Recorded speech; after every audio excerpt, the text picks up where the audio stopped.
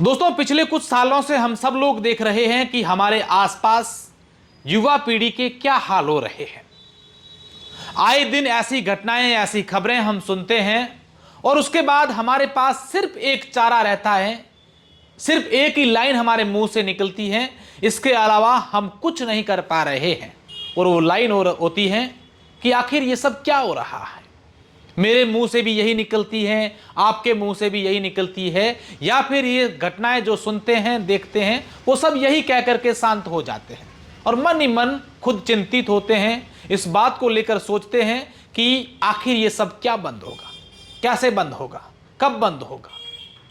मैं बात कर रहा हूं आज के इस युवा पीढ़ी में बढ़ते नशे के प्रकोप को और ऑनलाइन गेम से बर्बाद होते कई परिवारों और युवाओं की।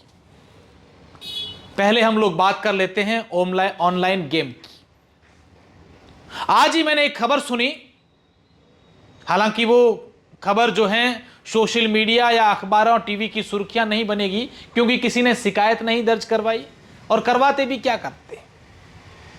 एक पिता जिसने पूरी उम्र भर मेहनत की, मजदूरी की, अपनी खेती को बढ़ाया, काम मजदूरी करके अपने इकलौते बेटे को पढ़ाया, बहुत ही अच्छे अच्छे उसकी हर ख्वाहिश को पूरा किया।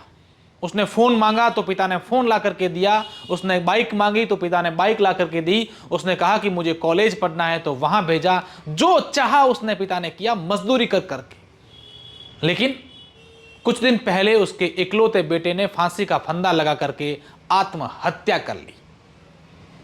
पूरी जिंदगी जिस पिता ने अपने बेटे को पालने के लिए, उसे बड़ा करने के लिए और उसे सक्सेस करने के लिए सपने संजोए हो, कड़ी मेहनत की हो, खुद ने पेट में नहीं खा करके बेटे को कैसे सफल बनाए ये दिन रात सोचा हो, और उसी पिता का जवान 18-19 साल का बेटा जब सुसाइड कर लेता है और उसे घर में कोई और नहीं होता है कमाने वाला, उनका सहारा वही होता है, तो आप सोचिए उस पिता पर क्या बीतेगी। और इसका कारण ऑनलाइन गेम। ये तो एक उदाहरण है, ऐसे हजारों उदाहरण मैं जानता हूं। मुझे पता है कई लोग शर्म के मारे, कई लोग इज्जत के मारे, कई लोग अब क्या होगा इस बात के मारे अपनी बात खुलकर कह नहीं रहे हैं, मन ही मन घुट रहे हैं, मैसेज कर रहे हैं, लोगों से भीख मांग रहे हैं और पछता रहे हैं। ये ऑनलाइन गेम का ऐसा एक चक्कर लोगों में फैला हुआ है कि उसके अंदर घुस जाते हैं और जब वो निकलने की कोशिश भी करें तो वो निकल नहीं पाते हैं। आपको ऐसा उस दलदल में फंसा देते हैं कि अब आप उसे छोड़ भी नहीं सकते। अगर छोड़ेंगे तो लोगों से जो उधार दिया है वो कैसे देंगे, और अब खेलेंगे तो और कर्जा बढ़ता जाएगा। लेकिन खेलते इसलिए कि शायद कोई ऐसा एक दांव हमारा चल जाए जिसे बहुत सारे पैसे आए और हम उतार दें, लेकिन ऐसा कभी नहीं होता है, ना किसी के साथ हुआ है।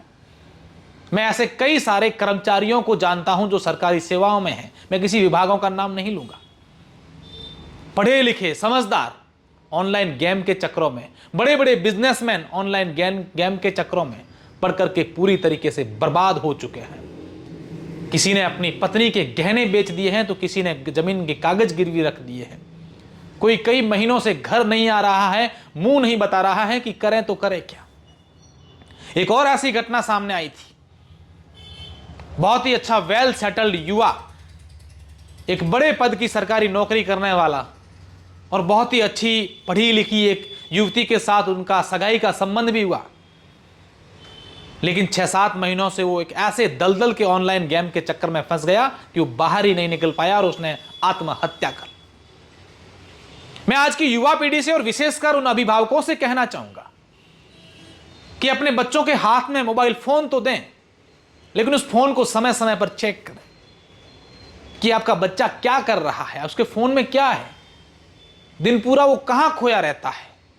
अगर आप नहीं चेक करेंगे तो कहीं आपके साथ भी ऐसा नहीं हो जाए, कहीं उस बात की देर नहीं हो जाए कि आपका बच्चा भी कहीं दलदल में फंस रहा है। अपने आज के इस दौर में इन युवाओं की इस जो पीढ़ी है, इसकी जरूरतें उतनी ही पूरी करो जितनी जरूरत है। और मैं युवा पीढ़ी से भी कहना चाहूंगा कि आपके लिए कितना परिवार सोचता है। आप एक बार सोचिए कि कोई पैसा ऐसे लुटाएगा आप पर, ऑनलाइन गेम में ऐसे पैसे कमा सकते हैं। तो फिर बड़े बड़े लोग बिजनेस क्यों कर रहे हैं, मेहनत क्यों कर रहे हैं? इस गेम में खेल करके करोड़पति बन जाते ना। इतिहास गवाह है, ये झांसे दे करके आप लोगों को फंसा रहे हैं। आप इनसे दूर रहें, बचें। और मैं तमाम लोगों से कहूंगा कि इस वीडियो को अधिक से अधिक शेयर करें और हर व्यक्ति तक पहुंचाएं, ताकि कोई और बच्चे ऐसे दलदल में नहीं फंसे। और दूसरी बात मैं कर रहा हूं एक खतरनाक नशे स्मैक और एमडी की। ये ऐसा खतरनाक नशा है कि मां, जन्म देने वाली मां अपने बच्चों के लिए यह बोलती है, मैंने खुद ने सुना है कि मेरा बेटा अगर मर जाए तो मैं सांस लूं। कोई मां अपनी औलाद के लिए ऐसा कैसे कह सकती है? ऐसा कभी हमने सुना नहीं था। लेकिन आज इस युवा पीढ़ी ने इस नशे में ऐसे अपने पाप पसारे हैं कि वो चाहकर भी बाहर नहीं निकल पा रहे। स्मैक और एमडी का नशा करने वाले लोग अपने घर के बर्तन तक नहीं छोड़ते हैं, घर के बाहर दरवाजा खोल करके बेच देते हैं। अगर पैसे नहीं मिलते तो राह चलते किसी को थप्पड़ मार देते हैं, किसी को लूट लेते हैं, किसी के घर में चोरी कर देते हैं, किसी के मोबाइल चोरी कर लेते हैं, किसी के अस्पताल में जाकर के लोगों का सामान चोरी कर लेते हैं। यहां तक कि मैंने ऐसे भी उदाहरण देखे हैं कि स्मैक और एमडी का नशा करने वाले कुछ लोग अपनी पत्नी तक को बेचने के लिए तैयार हो जाते हैं, अपने बच्चों तक को दांव पर लगाने के लिए तैयार हो जाते हैं। आज हम सबको जरूरत है, क्योंकि ये समस्या आज जो नशा कर रहे हैं या गेम खेल रहे हैं उन बच्चों की नहीं है, उन परिवारों की नहीं है, ये आप और हम सब की चिंता है। क्योंकि ये ऐसी गंदगी है जो लगातार फैलती ही जा रही है, और इस जो फैलती हुई गंदगी को हम रोकने का प्रयास नहीं करेंगे तो आज नहीं तो कल इस गंदगी की जो धार बह रही है वो आपके और मेरे घर तक भी आ सकती है।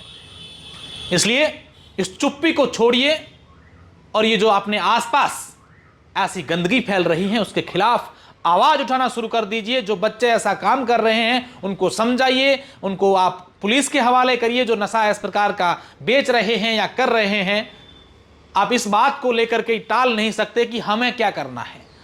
हमें क्या नहीं, हमें करना ही है, क्योंकि ये मैंने जैसा पहले बताया कि आपके घर तक पहुंचने में देर नहीं लगेगी अगर आप चुप रहे तो। मैं चाहूंगा कि तमाम दर्शक इस वीडियो को शेयर करें और इस बात पर विचार जरूर करें। धन्यवाद।